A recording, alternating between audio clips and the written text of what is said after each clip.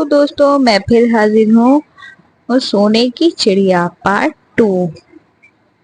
राजकुमार सोने का घोड़ा दौड़ाता हुआ आगे बढ़ा। राजकुमारी उसके साथ ही बैठी हुई थी और सोने की चिड़िया का पिंजरा उसके हाथ में था। कुछ ही देर में राजकुमारी उस छोटे से गांव में जा पहुंचा जिसमें वह दोनों सराय थी। गांव के लोग और खास तौर से बच्चे उसको देखने के लिए बाहर निकल आए।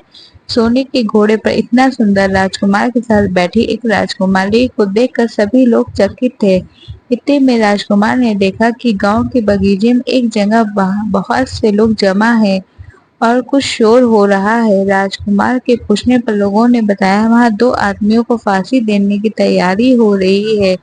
राजकुमार उधर चल पड़ा। वहां पहुंचने पर उसने पहचान लिया कि जिन आदमियों को फांसी दी जाने वाली है वे कोई और नहीं बल्कि उसके ही भाई थे। वह लोग तब से उसी सजी सराय में रह रहे थे और इस तरह तरह के बुरे काम करते। वह जुआ भी खेलते थे और जुए में बहुत सा धन हार चुके थे। उन्होंने लोगों से बहुत सा रुपया उधार लिया था। इन्हीं सब बातों से चिढ़कर अब गांव वाले उन्हें फांसी पर चढ़ाने जा रहे थे।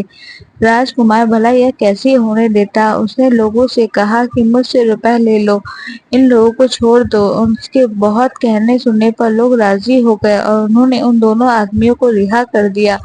राजकुमार अपने भाइयों को छुड़ा के आगे चला। कुछ दूर चलने पर जंगल में उन्हें एक कुआं दिखाई दिया। इस पर राजकुमार के कुछ देर कुएं के पास आराम करते और ठंडा पानी पीने के बाद हम लोग आगे चलेंगे। राजकुमार राजी हो गया। अब तब वह यह भी भूल चुका था कि लोमड़ी ने विदा होते समय उसे क्या कहा था। वह घोड़े से उतर के कुएं की दीवार पर बैठ गया और आराम करने लगा। उसके दोनों भाइयों ने मौका देकर उसे कुएं में ढकेल दिया। उसके बाद उन्होंने घोड़े पर राजकुमारी को डाला और सोने की चिड़िया का पिंजरा उठाया और वहां से चलते बने। कुछ ही देर में वह लोग अपने राज्य में लौट आए। घर लौटकर उन्होंने राजा से कहा, हम लोग सोने की चिड़िया को पकड़ लाए। इसी चिड़िया ने हमारे बाग से सोने के सेब चुराए थे। इसके बाद ही हम एक यहाँ सोने का घोड़ा और राजकुमारी भी लाए हैं। राजा बहुत खुश हुआ। सारे राज्य के लोग खुशियां मनाने लगे, लेकिन राजकुमारी खुश नहीं थी। वह बराबर रोती रहती थी। उसने खाना पीना छोड़ दिया। यहाँ नहीं, घोड़े ने भी दाना पानी बंद कर दिया और सोने की चिड़िया भी उदास रहने लगी। राजा ने बहुत कोशिश की, लेकिन ना तो वह राजकुमारी खुश हुई, ना सोने के घोड़े और सोने की चिड़िया ने दाना खाना शुरू किया। उधर छोटा राजकुमार कुएं में गिर गया था, लेकिन वह मरा नहीं। कुआं बहुत गहरा था, लेकिन उसमें पानी बहुत थोड़ा था। वह कुएं में बैठा बैठा अपने भाग्य को कोसता रहा। अब उसे फिर उसी लोमड़ी की याद आई और पछताने लगा। अगर मैंने उसका कहना मान लिया होता तो मैं मुसीबत में ना फंसता। राजकुमार ने जैसे ही लोमड़ी की याद किया, लोमड़ी ने मालूम ऐसे कुएं के मुंह पर आ पहुंची और बोली, देखो राजकुमार, मैंने पहले ही तुम्हें समझाया था कि किसी कुएं की दीवार पर मत बैठना और ऐसे आदमियों की मदद मत करना जिन्हें फांसी दी जाने वाली हो, लेकिन तुम नहीं माने। खैर चलो, अब आखिरी बार मैं फिर तुम्हारी मदद की देती हूँ। लो, मेरी पूंछ पकड़ के कुएं से बाहर निकल लाओ। यह कहकर लोमड़ी ने अपनी पूंछ कुएं में लटका दी। देखते देखते पूंछ इतनी लंबी हो गई कि कुएं के फंदे से पड़े राजकुमार के पास तक जा पहुंची। राजकुमार उसे पकड़ के कुएं से बाहर निकल आया। लोमड़ी ने उसे कहा, जाओ, अब तुम्हें अपने घर जाओ, लेकिन जरा होशियार रहना। तुम्हारे भाई तुम्हारी जान के दुश्मन है। वह लोग जरूर तुमको ढूंढ रहे होंगे। राजकुमार घर की ओर चल पड़ा। उसने अपने राज पहुंचने पर उसे एक भिखारी मिला। भिखारी को उसने एक सुंदर कपड़े दान में दे दिए और उनके बद्दे पुराने कपड़े पहन लिए। इस तरह भेष बदल कर वह अपने किले में पहुंचा। वहां उसके पहुंचने पर एक बड़ी आश्चर्यजनक बात हुई। सोने की घोड़ा खुशी से ही निहलाने लगा और दाना खाने लगा।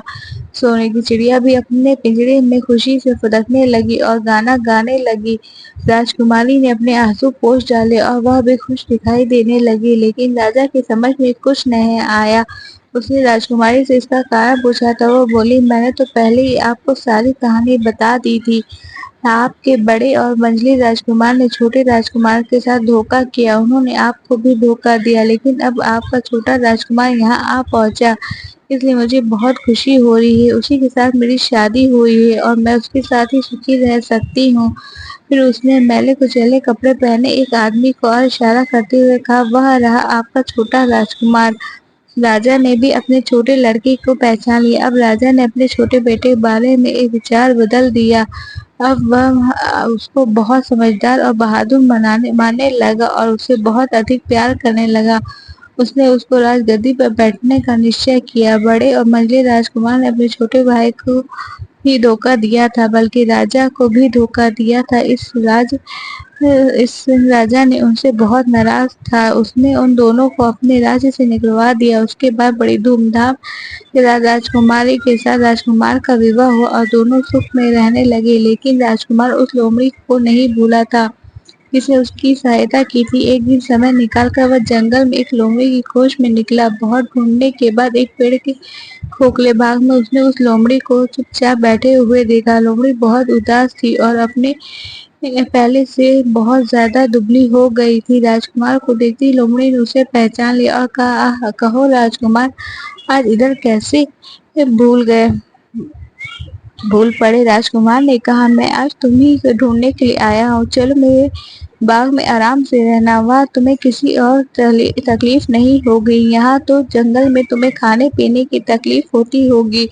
और जंगली जानवर और शिकारियों का डर बना रहता होगा। लोमड़ी ने कहा, नहीं राजकुमार, मैं यहाँ ठीक हूँ और भला अब तुम्हें मेरे दुख से क्या लेना देना। तुम्हारा काम निकल गया, अब तुम सुख में अपने राज्य में रहो। राजकुमार बोला, नहीं, तुमने मेरा बड़ा उपकार किया है। मैं तुम्हें इनाम देना चाहता हूँ और अपने साथ ही रखना चाहता हूँ। राजकुमारी भी बहुत खुश होगी, वह भी तुमसे मिलना चाहती है। लोमड़ी बोली, अगर तुम सच में मुझे इनाम देना चाहते हो तो मेरा एक काम कर दो। मैंने तुमसे पहले भी कहा था और तुम तीर चलाकर मुझे मार दो, इसी से मेरा लाभ होगा। असल में एक जादूगर ने मुझ पर जादू कर रखा है। मैं लोमड़ी नहीं हूँ, मुझे उसके जादू के प्रभाव से लोमड़ी के रूप में रहना पड़ रहा है। मैं तो उसी देश का राजकुमार हूँ जहाँ की राजकुमारी से तुम्हारा